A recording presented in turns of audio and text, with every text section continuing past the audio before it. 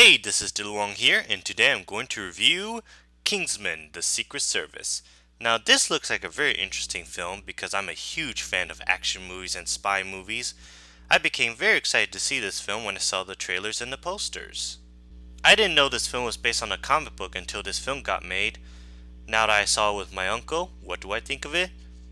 I think the spy movie is great, and I'm going to tell you why I like this movie with no spoilers. Let's start with the story.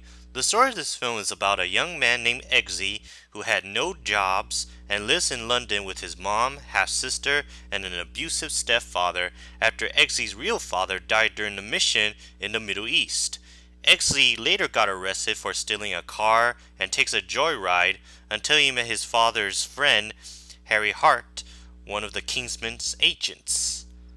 Harry takes Eggsy to the Kingsman's headquarters where he will be trained to be one of the Kingsman's spy agents along with the other young people, and later had to stop the evil villain named Richmond Valentine, who wants to cause chaos to the world.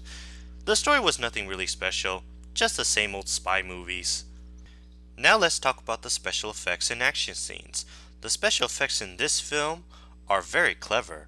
I really do like the designs of the headquarters, the cars, the gadgets, and the weapons. All reminds me of the old James Bond movies from Sean Connery to Pierce Brosnan, the Mission Impossible film series starring Tom Cruise, the first Triple X starring Vin Diesel, and Get Smart, both the TV series and the movie. As for the action scenes, it was very brutal and fun to look at. I really do like the fight sequences, and some of them are pretty funny. The action scenes in this movie are definitely as violent as all the movies directed by Quentin Tarantino.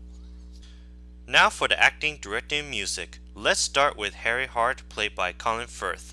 He did a wonderful job playing this character. His character Harry Hart was smart, funny, and was good at fighting. Now moving on to Eggsy, played by Taron Egerton.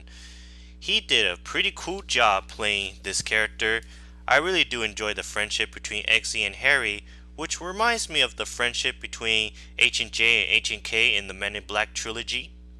Then there are the villains, Richmond Valentine, played by Samuel Jackson, and his henchwoman with two sharp blade legs. They're pretty much funny and dangerous at the same time.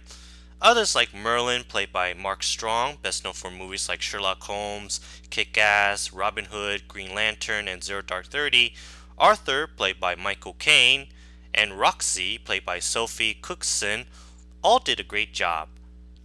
As a matter of fact, both Samuel Jackson and Mark Strong are in the same level with Robert De Niro, Gary Oldman, Denzel Washington, Jeremy Iron, the late Bob Hoskins, and Guy Pearce, as in playing both the good guy and the bad guy.